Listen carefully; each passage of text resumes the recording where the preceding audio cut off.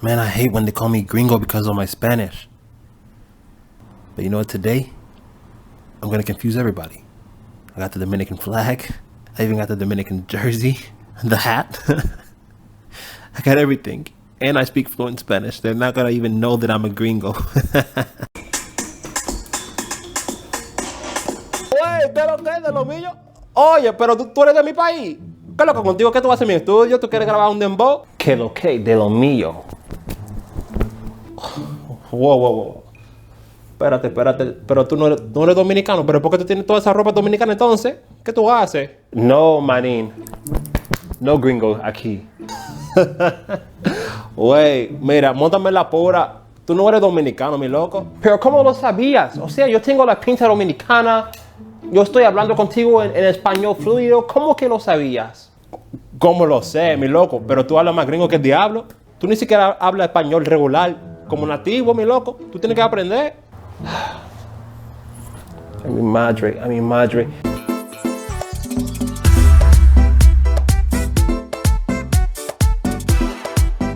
¿Qué es lo que, mi gente? Yo soy Ricky de Bilingue Vlogs. Thanks for tuning in to another video. In today's video, I'm giving you 3 tips for how to permanently stop sounding like a gringo when you speak Spanish. O sea, cuando una persona me conoce por primera vez, siempre piensa que yo soy hablante nativo de español. Now, the way that I'm going to be delivering the 3 tips to you is going to go from the least important to the most important. So you want to make sure to watch this whole video and also give it a thumbs up and share this video so that other people can learn what you're going to learn here today. The first thing that will help you to sound like a native Spanish speaker and less like a gringo would be to use the correct words. What do I mean by the correct words? Well, let's think about English from England or Ireland and English from the United States. If I want to refer to an elevator, I'm going to say an elevator.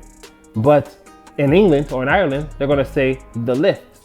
It's a lift for them. The same thing like that could happen in Spanish too. For example, I was just on a plane yesterday from Spain, and the announcement said something about put your computers away, but it didn't say computadoras as we say here in this side of the world. It said ordenador. Ordenador is a Spanish word meaning computer, whereas computadora is still Spanish, but it's used on this hemisphere, on the Western hemisphere, and is what we're used to. So if you use a word like ordenador, then a person's definitely gonna know that, okay, this person learned this from a Spanish class, that you're not native. You wanna make sure that you're learning the right vocabulary, and that's relative. If you wanna speak like a Spaniard, that's fine to use a traditional Spanish words. But if you wanna speak like, let's say, a Mexican per se, so a lot of Mexicans in Chicago, where I'm from, then you're most likely gonna wanna either look up resources that will teach you that, or just hang around a lot of Mexicans. Find some Mexican friends and hear the words that they use to describe things, and start using that vocabulary. And that will help you sound more native and less like a gringo. Because, mixing 5 different slang words from 5 different countries, it just gives it away that this person doesn't know what they're talking about in Spanish. It's not that it's wrong. It's just that it gives away non-native vibes. That's all. We don't want that, right? We want to sound like a native. We want to confuse these people. It's such a compliment to me when people are like, oh, pero tú eres de la República Dominicana. No, yo no soy de allá, pero gracias. No, yo soy de Chicago. Oh, pero tu padre. Like, the whole back and forth thing, they really want to know where you're from, because it's like, there's no way that you can be a gringo, right? So that's step number 1. Number 2 would be that you're using the wrong alphabet. I mean, the Spanish alphabet and the English alphabet, they're very similar as far as the letters go. There's a few extra letters in the Spanish alphabet. But as far as pronunciation goes, they are different. When we pronounce them in words, they are different. For example, the A in English can have the A sound, the A sound, the sound. There's like 5 different sounds that the A can have. But in Spanish, it only has the A sound. Same goes for the other vowels. There's 5 vowels in Spanish, and there are 5 vowel sounds in Spanish. If you want people to think that you're a native Spanish speaker, then you have to get used to these 5 vowel sounds. It's actually a lot easier than it looks. You just have to really forget about your English alphabet, forget about your English pronunciations when you're speaking Spanish, and it is something that's so simple to do. I mean, literally the word banana, that has 2 A sounds. Why does it have 2 A sounds in English, right? In Spanish, it's a lot easier. Banana. Or doctor, there's 2 O's, but it's a and then or. That's weird, right? That's how English works. But in Spanish, it's doctor. So when it comes to the vowel sounds, it's very easy, very simple to do. You just really have to think about it. It takes some practice, but practice becomes second nature if you practice long enough. And that's what I want to encourage you guys to do. That's like the main reason why I sound like a native when I speak Spanish. I don't do English vowels. I have a whole, pronunciation series on this channel. So go through that to work on your pronunciations, because it's not just with vowels. There's a lot to learn with this. So go check out my Spanish pronunciation series to better your Spanish pronunciation.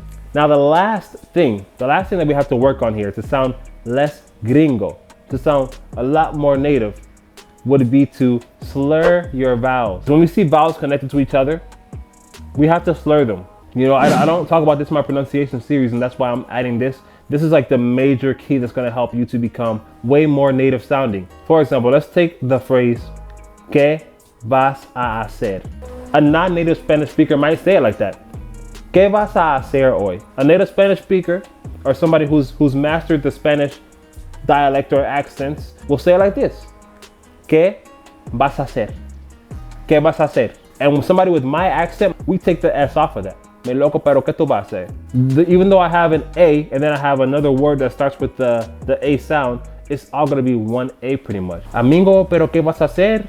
Carnal, pero ¿qué vamos a hacer? So I didn't say ¿Qué vamos a hacer? ¿Qué vamos a hacer? English is a broken up language. We like to chop things up in English. We like to be more precise with it. In Spanish, it doesn't work like that. Think of Spanish as a trombone. Trombones, they slide back and forth. That's how we're gonna do with our words. So let's say we have the phrase, vamos a un concierto. Vamos a un concierto. A native speaker might say, vamos a un concierto. A un concierto. So it's not a un concierto, a un concierto. Let's do a little more practice. I'm gonna pull up some examples on the screen, and then I want you to practice saying these, and then I'll give you the way that a native will say it. Okay, so here we have 3 phrases where I want you to practice slurring your vowels. You can say these slowly, read them slowly, but you want to read them fluidly, because that's how native Spanish speakers speak. So let's try number 1. So I want you to try first by yourself, and then I'll read it with you, how it should be read.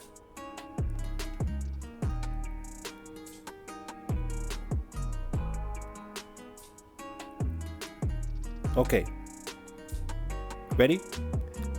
No me diste la oportunidad de decirte lo que íbamos a hacer. So you heard where I had la oportunidad. I didn't say la oportunidad. I said la oportunidad, and then the last part, íbamos a hacer. Íbamos a hacer. So I didn't say íbamos a hacer. I said íbamos a hacer. No me diste la oportunidad de decirte lo que íbamos a hacer. Let's try number 2.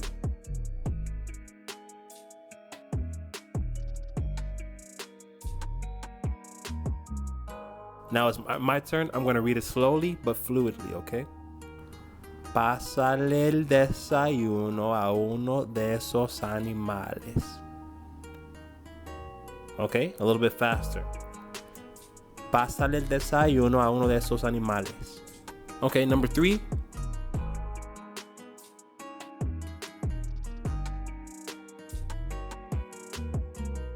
All right, my turn. Lloré el otro día por lo que le había pasado a mi gato. Lloré el otro día por lo que le había pasado a mi gato. So you hear I didn't say lloré el otro día, but lloré el otro día. Lloré el otro día. Lloré el otro día por lo que le había pasado a mi gato. But if I were to say it my regular way, I would say por lo que le había pasado a mi gato. Pasado a mi gato. Pasado a mi gato.